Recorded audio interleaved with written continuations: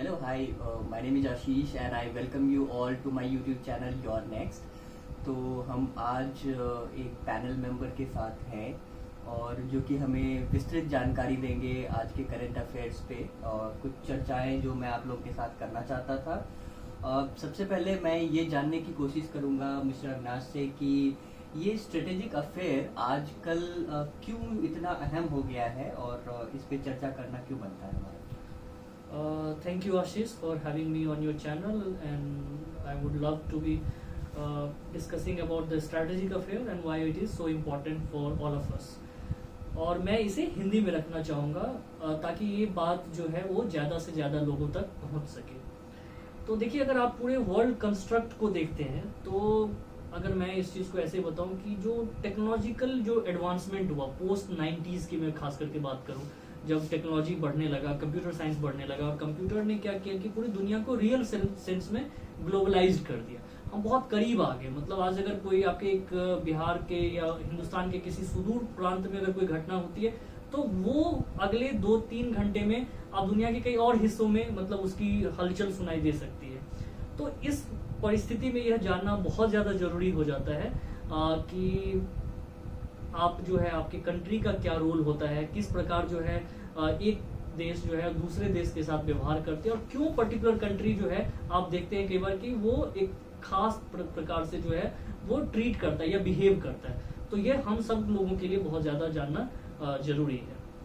इसी चर्चा को आगे बढ़ाते हुए हमारे पास कुछ खास मुख्य बिंदु हैं जिन पे हम चर्चा करना चाहते हैं। अभी WHO काफ़ी न्यूज़ में है और इसके साथ हम कुछ अन्य कंट्रीज जैसे कि ताइवान, चीन, यूनाइटेड नेशंस का क्या रोल है, इन सब पे कुछ प्रकाश डालें आप। देखिए, इसको समझने के लिए जो है 2-3 बातों को बड़े ध्यान से आपको समझना पड़ेगा। जो WHO का जो रोल है वो, और आप सब जानते हैं कि इस वक्त जो है वो पूरी दुनिया जो है वो कोविड-19 से जो है प्रभावित है। तो इस परिस्थिति में WHO चूंकि रिसोर्सफुल है, वो पूरी दुनिया कॉर्पोरेट इंडिविजुअल से पैसा इकट्ठा करती है और वो एक गाइडलाइंस बनाती है। जो कोई पेंडेमिक हो, एंडेमिक हो या कोई खास प्रकार की बीमारी जिससे पूरी दुनिया या कोई खास मुल्क जो है वो अगर परेशान हो तो उस परिस्थिति में WHO का रोल काफ़ी अहम हो जाता है, क्योंकि WHO उनको टेक्नोलॉजिकल सपोर्ट देती है, उनको मतलब मैन पावर की सपोर्ट देती है और वो ये हेल्प करती है कि किस प्रकार से जो है वो किसी खास रोग से लड़ा जाए। अब समस्या ये हुआ कि अगर आप देखें तो ये ऐसा माना जाता है कि जो चीन में जो है ये बीमारी का जो है रहस्योद्घाटन हुआ रफली अराउंड, मैं मानता हूँ कि दिसंबर के आसपास में ऐसा माना जाता है कि पहली बार नवंबर-दिसंबर में ये बीमारी हुई। लेकिन उस वक्त जो है इसको वहीं पे दबा दिया गया और पूरी दुनिया की जो कम्युनिटी है, बाहर के जो देश हैं, उनको सही पिक्चर नहीं दिया गया। तो वहाँ जो है वो ऐसा देखा जा रहा है कि WHO काफ़ी कॉम्प्लिसिट रोल में है, मतलब ऐसा माना जाता है और काफ़ी मेस क्रिएट किया है पूरे वर्ल्ड में। अब सवाल आता है कि ताइवान का क्या है और अभी अचानक से जो एक हलचल हो रही है वो क्यों हो रही है। तो उसके लिए आपको एक चीज़ समझना पड़ेगा कि WHO का जो एक एनुअल फंक्शन होता है, जैसे हर कंपनी का एक एनुअल फंक्शन होता है आपको जहाँ पे वो लेखा जोखा करते हैं कि इस साल क्या किया या आने वाले साल क्या करने वाले हैं। कुछ जो ब्यूरोक्रेटिक स्ट्रक्चर होता है उसमें तब्दीली होती है। तो उन्हीं का एक प्रोग्राम होता है, वो होता है वर्ल्ड हेल्थ एसोसिएशन, जो कल होने वाला है। और जब कल होगा तो वहाँ पे एक बहुत बड़ा चीज़ होने वाला है। हालांकि ये रेगुलर है, मतलब इसमें कोई हायतोबा की बात नहीं है, ये हर साल ही होता है। लेकिन इस साल भारत के लिए काफ़ी खास हो जाता है, क्योंकि भारत का जो है कोई भारत जिसको नॉमिनेट करेगा, इंडिया जिसको नॉमिनेट करेगी, वो मेंबर जो है वो एग्जीक्यूटिव बोर्ड का प्रेसिडेंट हो। अब एग्जीक्यूटिव बोर्ड का प्रेसिडेंट होने का मतलब होता है कि जो आपके जो शेप दिया जाएगा कि मतलब जो WHO कैसे काम करेगी, आगे क्या रोल होगा, तो उस रोल को जो करता धरता होंगे, जो उसको जो डिसाइड करने वाले होंगे, वो कोई ना कोई एक इंडियन होगा और यह पोस्ट जो है 3 साल के लिए होता है। तो आप WHO देख लिया, चीन देख लिया, इंडिया देख लिया। अब बीच में आता है कि ये ताइवान कहाँ से आता है। तो हालांकि हम आगे बात करेंगे कि ताइवान का क्या है, बट इस वक्त जो है वो ताइवान चाह क्या रहा है, मैं ब्रीफली बताना चाहूंगा कि ताइवान इस वक्त चाह रहा है कि उसको जो है वहाँ पे एक ऑब्जर्वर स्टेट का जो है दर्जा दिया जाए। कहा जाता है कि ताइवान, सॉरी आपको डिस्टर्ब कर रहा हूँ, कि ताइवान पहले भी 2016 तक अराउंड लिसनिंग मेंबर थे, ऑब्जर्वर। देखिए बीच में फिर चाइना ने उनको पुल बैक किया है। इसके लिए क्या है कि आशीष आपको इतिहास में जाना पड़ेगा, और इतिहास जो है वो मैं आपको शुरू करूंगा कि ये बात है 1948 का। तो 1948 में क्या हुआ कि वहाँ एक दो ग्रुप थे, और इनफैक्ट आप बात माने तो पोस्ट वर्ल्ड वॉर क्या हुआ कि पूरा दुनिया ही दो खेमे में बट रहा था। एक तरफ था पूंजीवाद था, यानी कैपिटलिज्म जिसको कहते हैं, और एक तरफ था सोशलिज्म या कम्युनिज्म जिसको कहते हैं, कि जो कम्युनिस्ट विचारधारा पे थी। तो वहां पे भी क्या था कि चाइना में दो फार हो चुका था, और चाइना जो है गृह युद्ध में घिरा हुआ था। तो एक ग्रुप का जो है नेतृत्व जो है वो चियांग काई शेक कर रहे थे, जो कि पूंजीवाद ग्रुप था, और वो जो है वो मतलब उस वक्त जो है उसके पूरे सरकार के मुखिया थे, और वो उस वक्त जो है चीन को कहा जाता था रिपब्लिक ऑफ चाइना। इसी टाइम में जो माओ थे, माओ से तुंग, जो बाद में वहाँ के प्रेसिडेंट बनते हैं, तो वो जो थे वो पीएलए को लीड कर रहे थे। पीएलए मतलब हुआ जो चाइना के जो आर्मी है, पीपल्स लिबरेशन आर्मी जिसको कहते हैं, तो वो उसको लीड कर रहे थे, और धीरे धीरे जो है वो पूरा चाइना पे कब्जा करते चले जा रहे थे। तो हुआ ये क्या कि जो आपके ये चियांग काई शेक जो थे, तो वो सरकार में थे, और उनको खबर आ रही थी कि दिन प्रतिदिन जो है माओ जो है वो पीचिंग यानी कैपिटल जो उनका होता है, तो वहाँ बढ़ रहे हैं। तो उस वक्त की सरकार ने डिसीजन लिया कि हमको रिलोकेट करना पड़ेगा। तो उनके जो ब्यूरोक्रेसी थी, उनके जो ब्यूरोक्रेट्स थे, उन्होंने पहले कहा कि हम पश्चिम चले जाते हैं, अब चाइना के जो है वेस्टर्न हिस्से में आप चले जाते हैं, जो वेस्टर्न हिस्सा आज के टाइम में लगेगा आपका पाकिस्तान और जो हमारा पीओके जो एरिया है उस तरफ आ जाते हैं। लेकिन फिर कुछ लोगों ने ये कहा कि नहीं, ऐसा सही नहीं होगा, क्योंकि एक ना एक दिन यहाँ पे माओ जो है वो उसके कब्जे में ये एरिया भी आ जाएगा, तो हमें कोई ना कोई सेफ ढूंढना चाहिए। और वो सेफ ढूंढने के लिए उन्होंने एक आइलैंड चुना, और इसके लिए उन्होंने अगले मतलब ये माना जाता है कि 48 से लेके 49 एक साल करीब जो है वो सब कुछ वहां से लेके चले गए उस आइलैंड पे। और उस आइलैंड की भी कहानी काफी रोचक है, और मैं अपने दर्शकों को उस आइलैंड की कहानी बताना चाहूंगा। जो उस आइलैंड का जो नाम था वो नाम था फॉर्मोसा। फॉर्मोसा क्या हुआ था, देखिए आपको पता होगा कि वर्ल्ड वॉर जब सेकेंड चल रहा था, तो उस टाइम में क्या था, जापान जो था वो आपका एशिया का सबसे बड़ा कॉलोनाइजर था। जैसे आप इंग्लैंड को देखते हैं, आप एग्जैक्टली वैसा ही आप देख सकते हैं जापान को। जापान जो है बहुत बड़े चाइना के बहुत बड़े हिस्से को कब्जा कर रखा था। तो वो जो द्वीप जो था, वो जो पहला चाइना जापान जो वॉर होता है वो होता है आपको 1895 में। तो 1895 में वो द्वीप जो है वो किसके हाथ आइलैंड चला गया था, जापान के हाथ चला गया। अब द्वितीय विश्व युद्ध में क्या हुआ कि जापान वो हार जाता है, सरेंडर करता है 9 अगस्त 1940। हाँ, द्वितीय विश्व युद्ध में वो सरेंडर के युद्ध के बाद पर्ल हार्बर होता है, और उसके बाद होता है कि अमेरिका जो है बॉम्ब गिराता है, और एक तरीके से द्वितीय विश्व युद्ध का पटाक्षेप होता है।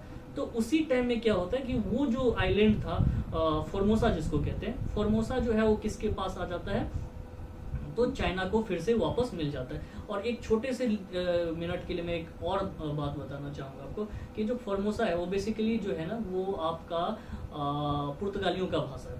पुर्तगीज मतलब जो है ना लैंग्वेज में, इसका मतलब होता है बेहद ही खूबसूरत जगह। तो पुर्तगाली जब उस रास्ते से इंडिया या इधर एशिया में आते थे, तो उनको ये द्वीप बड़ा प्यारा लगा था, तो उन्होंने इसका नाम फॉर्मोसा दिया था। तो शुरू में इनफैक्ट नाम भी था फॉर्मोसा।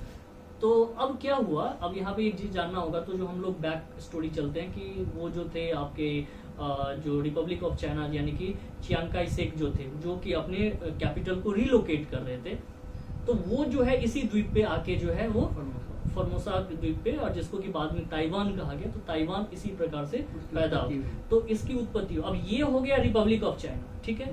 और आपका उधर जो था माओ जो मेनलैंड चाइना है, जिसको जो बड़ा चाइना जिसको आज का चाइना कहते हैं, तो उस चीन को जो है वो माओ रूल करने लगे, और उसका नाम दिया गया पीपल्स रिपब्लिक ऑफ चाइना। तो एक तरफ है पीपल्स रिपब्लिक ऑफ चाइना और एक तरफ है रिपब्लिक ऑफ चाइना, और इन दोनों के बारे में जो है हम आगे बात करेंगे जी। ठीक है, तो और आगे देखना है हमें कि अभी एक तो ताइवान का हमने देख लिया है, इंडिया कहाँ स्टैंड करता है ताइवान को लेकर के, उसके बारे में भी हमने संक्षेप में जाना है। और ये क्वाड कंट्रीज के परिप्रेक्ष्य में अगर देखें कि जिसमें कि आपको इंडिया, जापान, यूएसए, ऑस्ट्रेलिया, तो इन सब का क्या रोल रह जाता है इस रीजन की फ्यूचर डिसाइड करने में और करंट स्ट्रक्चर को कंट्रोल करने के लिए? तो देखिए क्या होता है कि अगर हम बात करें, अभी इंडिया का रोल काफ़ी इम्पोर्टेंट है, जैसा मैंने बताया अभी कि जो ये जो वर्ल्ड हेल्थ कांग्रेस होने वाला है, तो उसका जो एग्जीक्यूटिव बोर्ड के जो चेयरमैन होगा वो कोई इंडिया होगा, और इंडिया को कहीं ना कहीं डिसाइड करना पड़ेगा कि ताइवान को जो है हम ऑब्जर्वर स्टेट का दर्जा दें या नहीं दें। तो अब देखिए कि इस वक्त हो क्या रहा है पूरी दुनिया को, अगर आप एक सरसरी निगाह देखें तो आप देखिए कि इस वक्त हर बड़ा कंट्री जो है, पावरफुल कंट्री जो है, वो कहीं ना कहीं परेशान है। अमेरिका परेशान है चाइना को लेकर या बीमारी को लेकर, और ऐसा माना जा रहा है कि चाइना का इसमें बहुत बड़ा रोल रहा है। तो अब हो क्या रहा है कि अगर आप देखिए अमेरिका परेशान है, इंडिया भी परेशान है, जापान परेशान है, जर्मनी है, इंग्लैंड है, साउथ कोरिया है, वियतनाम हो गया, आप इधर जाएं तो ऑस्ट्रेलिया चले जाते हैं, फिर उधर हम देखते हैं तो कनाडा, तो श्रीलंका में प्रोटेस्ट चल रहा है अभी। तो कहीं ना कहीं क्या है कि चाइना को लेकर हर देश में कहीं ना कहीं एक तरीके का वो जो लोगों का जो सेंटीमेंट है, वो सेंटीमेंट कहीं ना कहीं उसके अगेंस्ट है। अब इस सिनेरियो में ना ताइवान का केस बड़ा एक क्यूरियोसिटी पैदा करता है कि देखिए अब ऐसा नहीं था कि जो चियांग काई शेक जो थे, जो राष्ट्रपति बने वहां पे, जो मतलब रिपब्लिक ऑफ चाइना जो ताइवान में जो बना, तो वो जो है वो आपका कोई बहुत बड़े मतलब एक न्याय प्रिय और हम उसको एक कह सके राजा राम थे, ऐसा नहीं था। उन्होंने भी वहां जाके बहुत शोषण किया, मतलब उस आइलैंड पे उन्होंने भी काफी उत्पात मचाया। और एक जो इतिहास में जो एक डेट आता है वो काफी ज्यादा इंपॉर्टेंट होता है, 1971, 25 अक्टूबर 1971। तो उस वक्त तक क्या, अच्छा एक चीज यहाँ पे आप सबको समझना जरूरी है कि जब वर्ल्ड वॉर 2 के बाद जब यूएन बना था, यूनाइटेड नेशन बना था, तो यूनाइटेड नेशन में जो मेंबरशिप जो दी गई थी वो मेनलैंड चाइना को नहीं दिया गया था, वो दिया गया था रिपब्लिक ऑफ चाइना, जिसको जो है चियांग काई शेक जो है वो रिप्रेजेंट कर रहे थे, यानी ताइवान को दिया गया था। अब क्या हुआ कि 1970 का जो पीरियड है, वो जो 1970 का पीरियड है, वो पीरियड क्या है कि आपका एक जो है पूरी दुनिया में जो है शीत युद्ध का दौर था, कोल्ड वॉर चल रहा था। यानी एक खेमा था कम्युनिस्ट को रिप्रेजेंट करने के लिए रशिया या यूएसएसआर के, और एक तरफ था अमेरिका।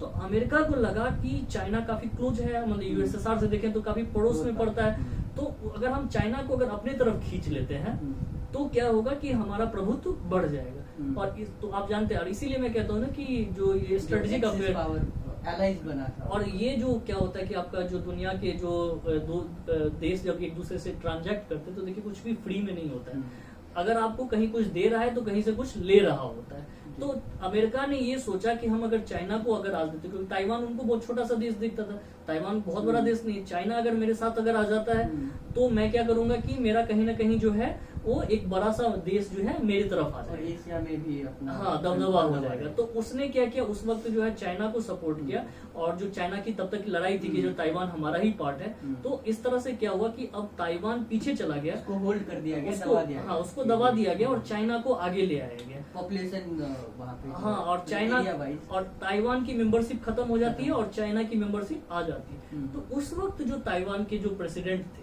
तो उनको काफी ज्यादा बुरा नहीं लगा, क्योंकि वो मानते थे कि हम चाइना के ही पार्ट हैं, ठीक है। तो उनको ऐसा नहीं लगता था, बस दे वर थिंकिंग ऑफ कि हम थोड़े से अलग है, दैट्स ऑल। और उनका हमेशा ये था कि कभी ना कभी जो है हम चाइना के ऊपर में टेक ओवर कर रहे हैं, क्योंकि हम पावरफुल है। अब बात क्या होता है कि 2016 के आसपास जो है ना गेम चेंज हो जाता है। 2016 में क्या होता है कि वहाँ की जो नई सरकार बनती है, 15 या 16 में, मुझे अभी एग्जैक्ट याद नहीं है, लेकिन वही उसी के आसपास ये देखा, तो वहाँ पे एक धारा जो सरकार में आता है वो काफी नेशनलिस्ट है। अब वो जो है वो 2 करोड़ लोगों की बात करता है, यानी कि ताइवान की पॉपुलेशन जो है इस टाइम 2 करोड़ 2.25 करोड़ है। तो वो कहता है कि हमारा को मेनलैंड चाइना से कोई हाँ मुझे कोई ताल्लुकात नहीं है। तो वो वहां से एक पॉलिसी बनाती है जहां वो हर स्टेज पे चाइना को अपोज करती है। और एक इंटरेस्टिंग स्टोरी बताऊंगा कि अभी क्या हुआ कि जब अमेरिका काफी कुछ बोलने लगा तो चीन ने क्या किया कि जो अमेरिका के बहुत बड़े न्यूज़पेपर है आपका, ये वॉल स्ट्रीट जर्नल है या फिर न्यूयॉर्क टाइम्स है और वॉशिंगटन पोस्ट है,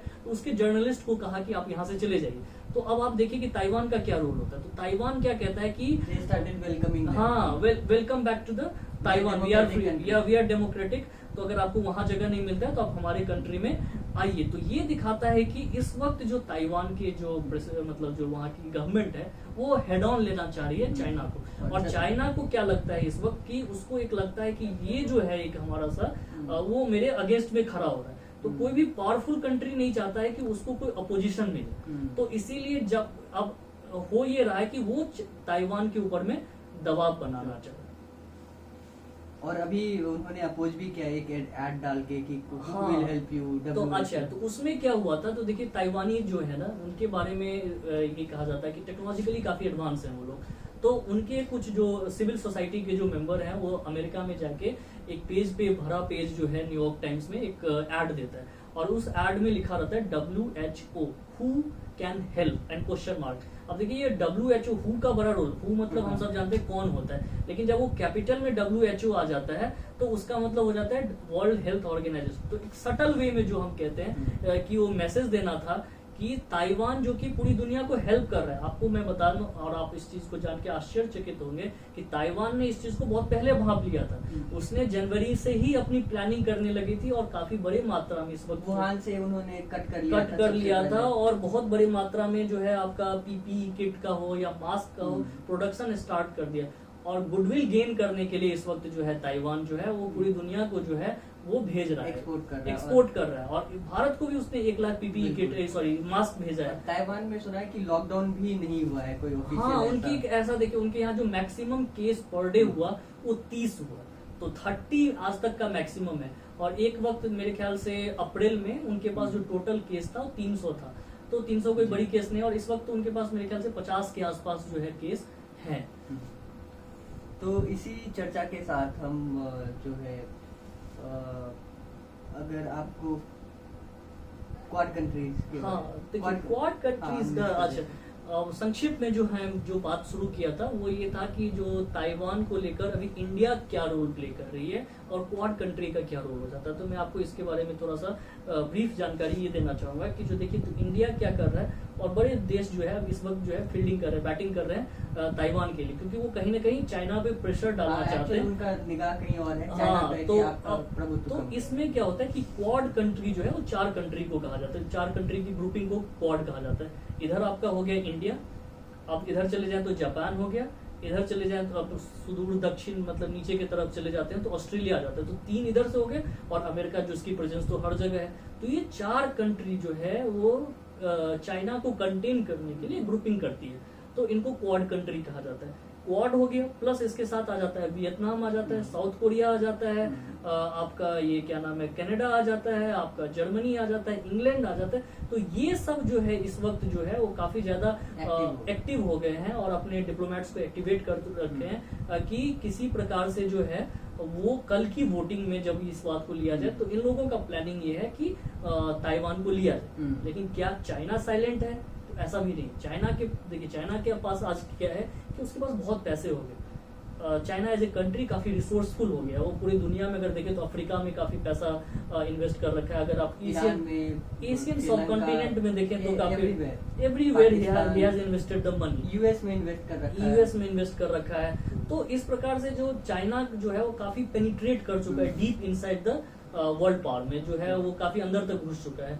तो वो कभी नहीं चाहेगा कि उसका जो मतलब कुछ नहीं कहते कि दुखती रग पे हाथ रख देना, तो वो नहीं चाहेगा कि कोई कंट्री उसके दुखती रग पे हाथ रखे। तो वो ये चाह रहा है कि वो डरा रहा है, धमका रहा है। और मैं ऐसा मानता हूँ, मेरा ऐसा मानना है कि अभी जो हाल फिलहाल में आप बॉर्डर पे घटना देखें जब चाइनीज कुछ जो है वो अंदर आने की कोशिश कर रहे थे, तो नाकुला पास पे जो अभी हाँ, तो ये सब या आप यहाँ पे आपका लद्दाख के आसपास भी हुआ था, वही नाकुला पास। तो इसमें क्या है कि वो कहीं ना कहीं जो है वो एक तरीके से प्रेशर डाल रहा है कि इंडिया कुछ नहीं करे। अब इस वक्त बड़ा मुश्किल हो जाता है। मुश्किल इस सिचुएशन में ये हो जाता है कि सपोज करिए कि वोटिंग में आप हार गए, तो आपका क्या हुआ कि एज ए कंट्री आप एक्सपोज भी हो गए, you have taken the other side, और इधर क्या हुआ कि जो आप मकसद हासिल करना चाहते हैं तो वो भी। तो ये जो है ना फाइन बैलेंसिंग का टाइम है। इसलिए जितने वर्ल्ड के जो बाकी सारे पावर हैं, हाँ, कि ताकि मतलब अगर हमने कोई स्टैंड लिया तो फिर वो स्टैंड ऐसा नहीं होना चाहिए कि वहाँ वोटिंग हुई और उस वक्त आप फेल कर गए। तो इसीलिए इन सब के बीच में काफी ज्यादा जो है वो बातचीत हो रही है। और हमारे जो फॉरेन सेक्रेटरी हर्ष सिंगला साहब जो है, और इससे पहले के जो फॉरेन सेक्रेटरी थे और अभी के जो मिनिस्टर ऑफ फॉरेन अफेयर हैं, तो ये जो है काफी एक्टिवली जो है वो इन्वॉल्व है इस प्रोसेस में। और आप देख सकते हैं कि कल शायद कुछ जो है एक अच्छी खबर आ सकती है। तो धन्यवाद आपका इस चर्चा के लिए, और आगे भी इस चर्चा को हम हर एक दिन आप कोशिश करेंगे प्रत्येक दिन की जो करंट अफेयर्स का निचोड़ है वो हम आप लोगों तक साझा कर पाएँ। और इस चर्चा के जरिए हमें काफ़ी कुछ पता चलता है, जो कंट्रीज अभी एक्टिव हो रहे हैं और इनका क्या रोल है। तो हम जानते रहेंगे इस बीच। और धन्यवाद आपका, शुक्रिया आप लोगों को देखने के लिए। और कृपया अगर आप चैनल पे नए हैं तो सब्सक्राइब करें और लाइक करें।